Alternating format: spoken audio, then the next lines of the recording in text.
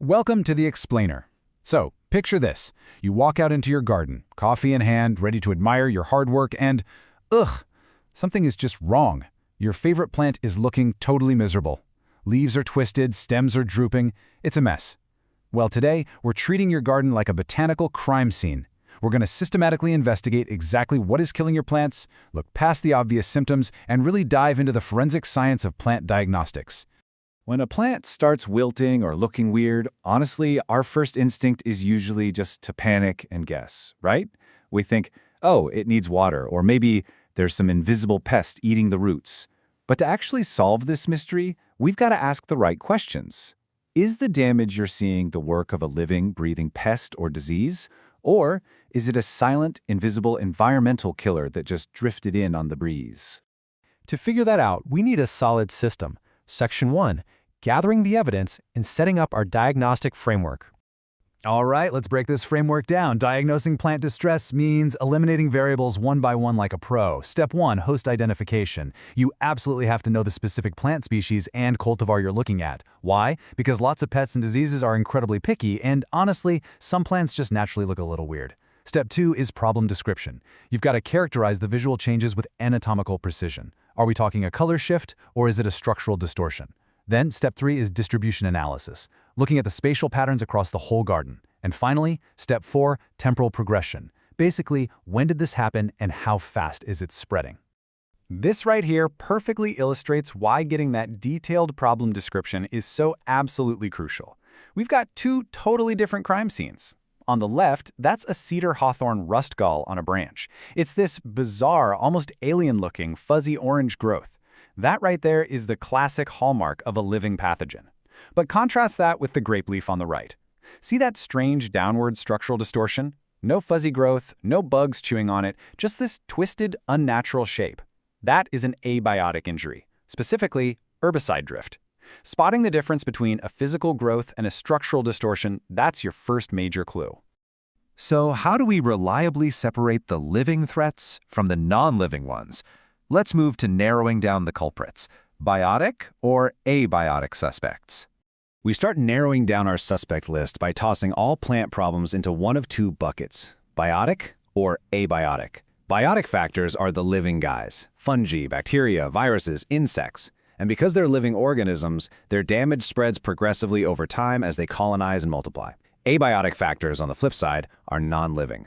We're talking environmental or chemical events, frost, drought, terrible soil pH, or chemical drift. These things don't multiply. They just happen, they cause damage, and they usually strike super suddenly. What's really cool here is that these features act like a master decoder ring for reading your crime scene. Take the spatial pattern, for instance. If you've got random damage or little scattered hotspots, you're almost certainly dealing with a biotic suspect. Bugs and fungi spread outward from an initial infection point, kind of like a tiny wildfire. But if the damage is perfectly uniform, hitting an entire area all at once, or following a straight line like a spray path, that points straight to an abiotic stressor. Plus, living pathogens usually evolve to attack just one specific plant family. So, if your tomatoes, your lettuce, and your nearby oak tree are all showing the exact same twisted symptoms literally overnight, yeah, you can confidently rule out a bug or a disease. Sudden, uniform damage across totally different plants is the ultimate fingerprint of an abiotic event. And that brings us to the most notorious abiotic suspect in the modern garden. Let's focus on herbicide damage, the chemical culprit. When you see sudden, uniform distortion across multiple plant species, 9 times out of 10, you are dealing with chemical herbicide damage. And the visual smoking gun for this is a specific symptom called epinasty. It's a fancy word, but basically, epinasty is an abnormal, downward curving growth or movement of a leaf. What's actually happening at a microscopic level is wild. The herbicide acts like a massive overdose of plant hormones. It forces the cells on the top side of the leaf stalk to grow incredibly fast, way faster than the cells on the bottom. That uneven, supercharged growth is what forces the leaf to curl, twist, and bend downward in that really unnatural way. Let's see what that actually looks like in the wild. Check out this pear tree. It is exhibiting textbook epinasty. These leaves aren't just wilting because they're thirsty. They are actively curling and rolling in on themselves, and they look really rigid and stiff. This specific mess was caused by the drift of a common growth regulator herbicide called dicamba.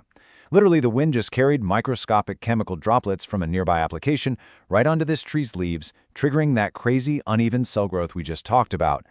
While pear trees are definitely susceptible, there is one plant in your garden that acts like a complete canary in a coal mine for chemical drift. Welcome to the tomato plant case, investigating the Solanaceae family.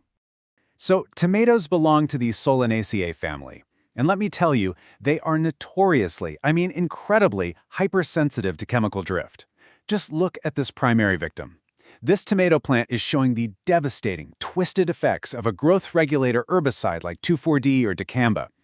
If you look closely at the stems and the leaf stalks, which are called petioles, they aren't just drooping. They are violently twisted and contorted. That's the rapid upper cell growth just going into complete overdrive, totally short-circuiting the plant's normal development. The real trick here is knowing how to tell this chemical injury apart from other normal tomato problems. Because, a lot of gardeners see curled tomato leaves and immediately think, oh, it's just too hot out. But physiological leaf roll, which is just a harmless response to heat or heavy pruning, causes the older, lower leaves to roll upward. They get a bit leathery, sure, but they stay healthy and green. Herbicide injury is a whole different beast. You're going to see that downward curling epinasty. You'll see those totally twisted petioles. You might even see something called strapping, where the new leaves stretch out into these weird, thin, ribbon-like shapes.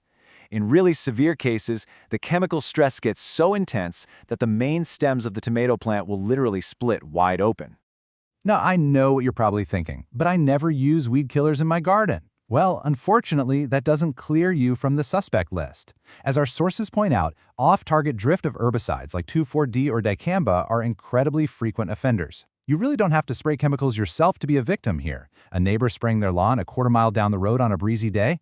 That can send enough volatile chemical drift into your yard to completely twist up your tomatoes. And get this, even contaminated compost that has long-lived pasture herbicides mixed in can quietly poison your garden from the soil up. It can literally ruin a whole crop before you even realize what hit you. All right, now that you know what to look for, it's time to put these forensic skills to work. Let's solve your next mystery with the diagnostic checklist. Let's wrap this up into a usable, everyday framework for your backyard. Next time you see a sick plant, run through this quick checklist before you do anything else. First, check the spatial pattern. Is the damage spread uniformly across a whole area? Second, check the host species. Are multiple totally unrelated plant families affected all at once? Third, review the timeline. Did the symptoms just suddenly appear out of nowhere overnight? And finally, look at the physical structures themselves. Are you seeing downward cupping, twisted stems, leaf strapping, or epinasty, instead of, say, normal bug chewing? If you're checking these boxes, you can safely toss out the bug and disease theories and zero right in on a chemical injury. Honestly, understanding this distinction is exactly what separates a gardener who's just guessing from a true plant diagnostician. It stops you from spraying completely useless pesticides on a plant that's actually just suffering from a neighbor's weed killer. Plus, it helps you protect your yard from invisible environmental threats. So, I'm going to leave you with this to ponder. Next time your plants curl up and look distressed, are you going to just blindly blame the summer heat? Or are you going to step into the crime scene and investigate the drift? Use your new diagnostic framework, trust the evidence in front of you, and as always, keep learning.